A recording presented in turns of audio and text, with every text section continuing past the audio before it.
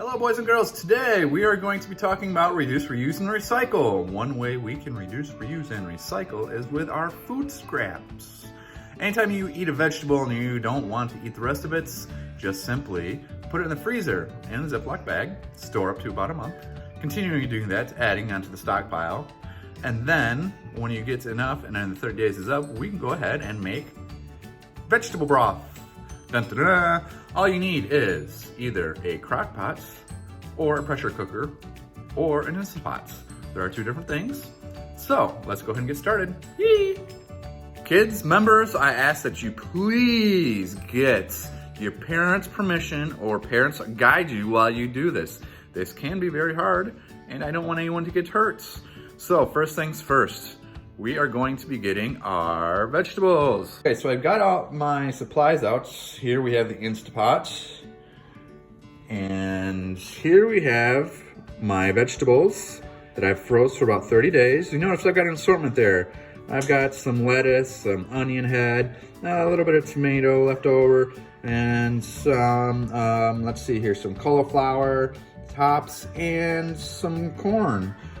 We also have some celery sticks in there. Now you can see, it doesn't matter if it's the tops or bottoms, because what we're going to be doing is we're just going to be putting it into the pot, letting the pot cook, and all the flavors will ferment into the vegetables, and the vegetables will release those fermented juices.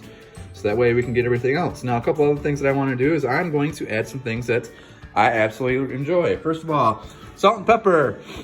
Also, a little bit of clamato. The reason I'm using the clamato is because I need to get rid of it and we need more tomato flavor for my vegetable beef. I also love garlic, so we're putting some garlic in there.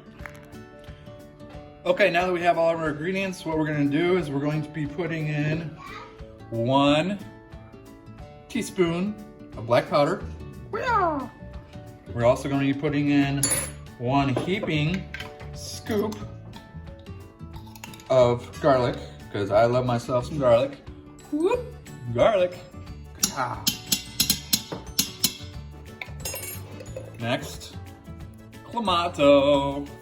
Give it a nice little shake, clamato. And right on in the whole thing, that's right.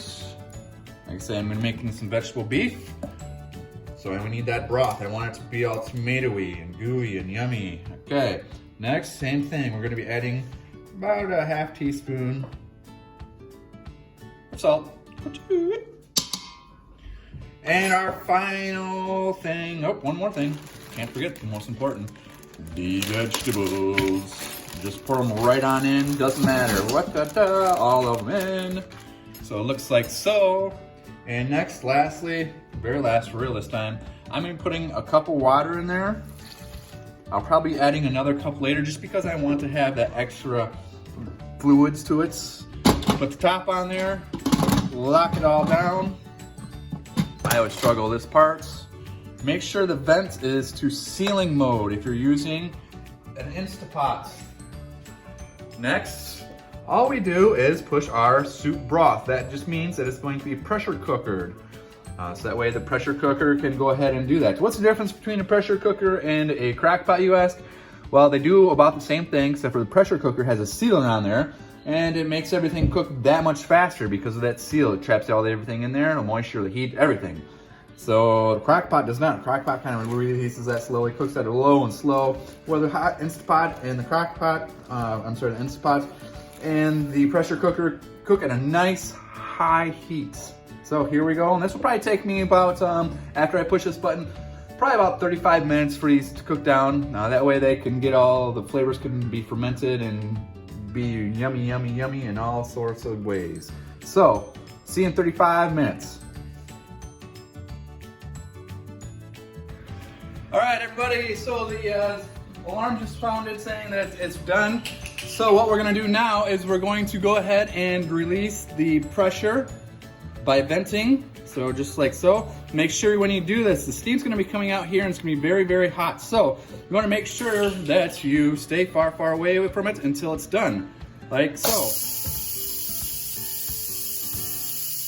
So you can't see, but there's a bunch of steam coming through right now, just releasing everything. The aromas that I'm smelling right now are garlic and very vegetable-like. Almost smells like a little bit of pepper and some celery and some lettuce, actually. Smells corny, a little weird, corny, but it's very good. It smells yummy. I'm drooling already. So after this, I'll show you a final product, and then we'll go from there. The steam has officially stopped. It stopped venting. Now it's safe to go ahead and open your Instapot / pressure cooker. You still want to do this with caution, as you may get hurt. We'll just take a look here. All right, so as you can see, very, very hot. So what we're gonna do now is we're going to get any kind of straining utensil / tongs, whatever you can use that's going to be easiest. Personally, I'm gonna be using this and these, and I'm just gonna scoop out and then discard them, get rid of them. Because what we really want is all that's left over that's in there. Yeah, I did say I was gonna do that, but you know what? I've got super cool tools, so I'm gonna cheat.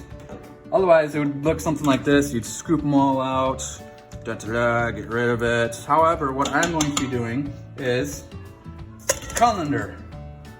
And now, grab this. It might be a little hot. Ooh. Not too bad, but still a little hot. So just wait until it's cooled down, or be super cool and grab some oven mitts. They also have different kind of clamps you can grab for those. However, oven mitts work just nice. My boy made this, he's amazing.